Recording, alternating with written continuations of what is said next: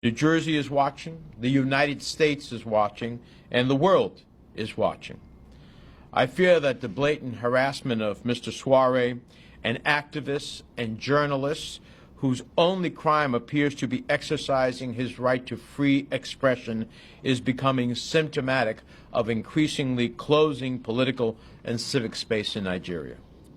The Nigerian court had twice ordered his release on bail, and the state security agencies openly defied the court order each time, leading me to conclude either that Nigeria no longer respects the rule of law, or President Buhari is woefully out of touch with what agents of his government are doing in his name. This is unacceptable in a country that calls itself a democracy. Please join us. I'm sorry, we have time constraints, so we started, but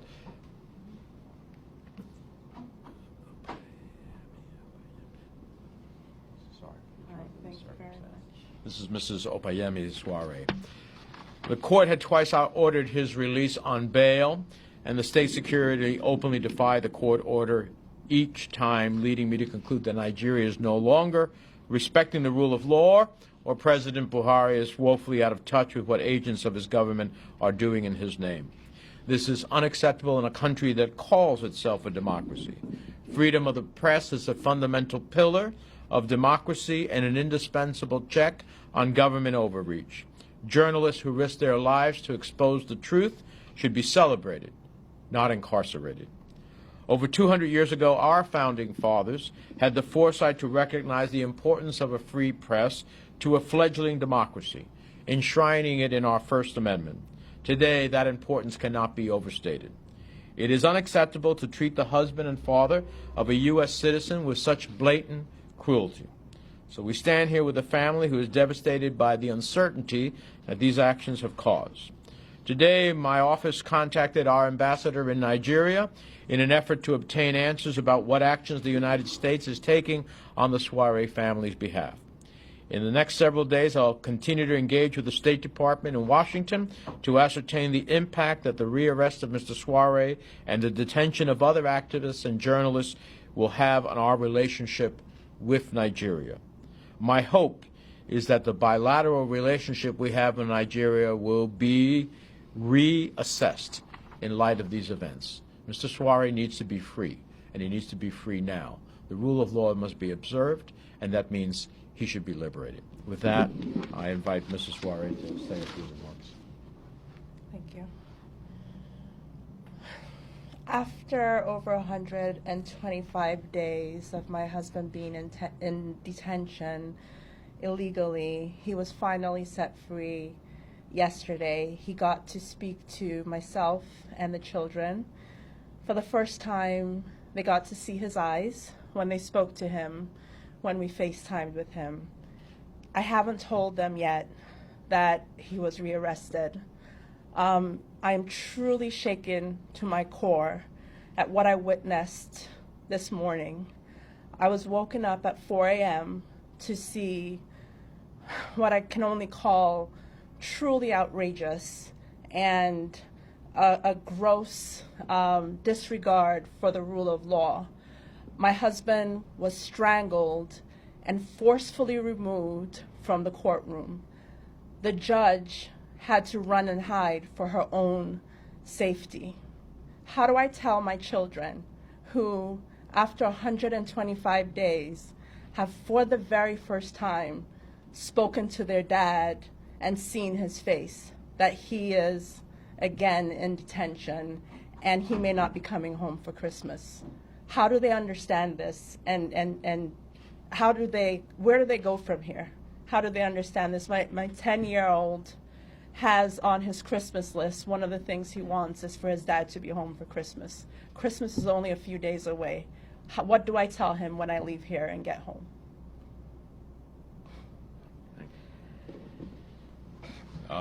Mr. Sowore only seems to be having any difficulties because he's a journalist, actively pursuing the right as a journalist, speaking freely about what's happening in Nigeria.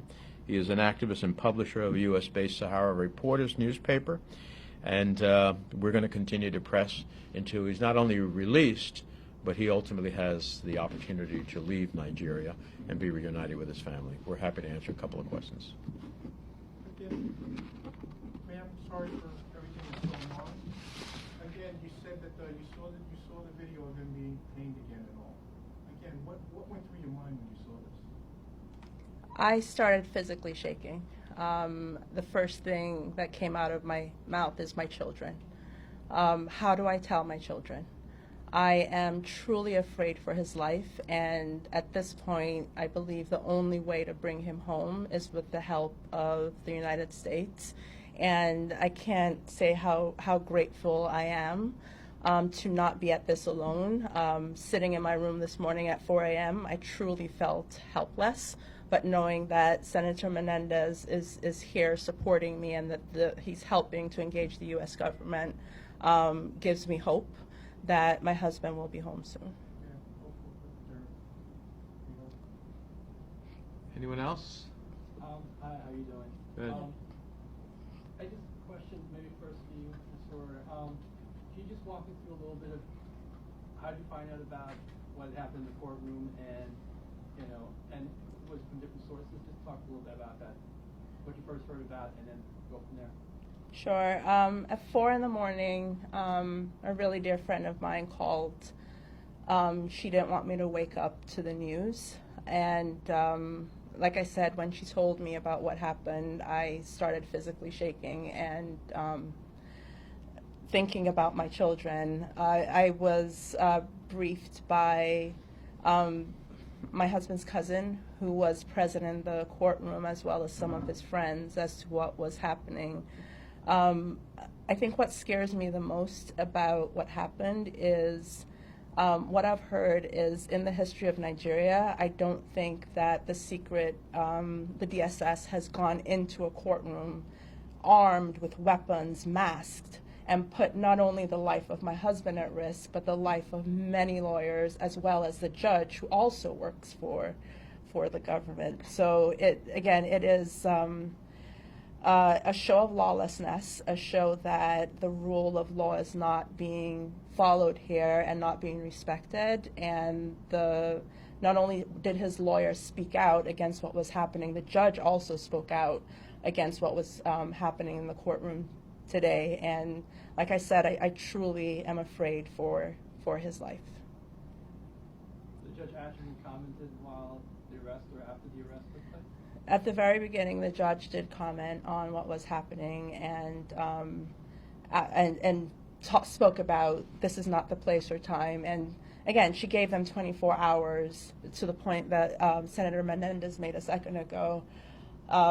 They have detained him for over 125 days on 2 separate occasions, once on September 24th and then on October 4th. Judges have ordered his release, and the Nigerian government has ignored those and has been in clear violation of the orders for him to be released. So after giving them 24 hours, they let him out for 12 hours and then rearrest him when the court was adjourned to February. That's scary. That's really scary that they would do that with guns and masks and choke him and physically hurt him right there with cameras going and people watching in front of a judge. It just, again, shakes me to my core. Anyone else? Sowore, both of you, could you talk about, did you find out what charges they slapped on him? New ones? Or they still haven't said anything? Well, my understanding is not a question of new charges, a question that the state security came in and intervened in a judicial process which had liberated him and physically, through a chokehold, dragged him off. This is in violation not only of the rule of law and of the dictates of the court, it's in violation of the basic elements of human rights that we seek to observe globally, that are part of the Universal Declaration of Human Rights that Nigeria, I believe, is a signatory to. And so the government has to intercede here and get control of its security forces. It has to ultimately make sure that the dictates of the courts are observed. And if not, then there is lawlessness. So this is on, from my perspective, it's on the government of Nigeria and its president to make sure that, in fact, the law is observed. He was released by court orders. He should be released. He should be out of harm's way, and we are watching. We will continue to press, and the consequences of anything happening to Mr. Sowore will be far beyond any harm that comes to him. There will be consequences in our relationship with Nigeria. Thank you all very much. Appreciate it.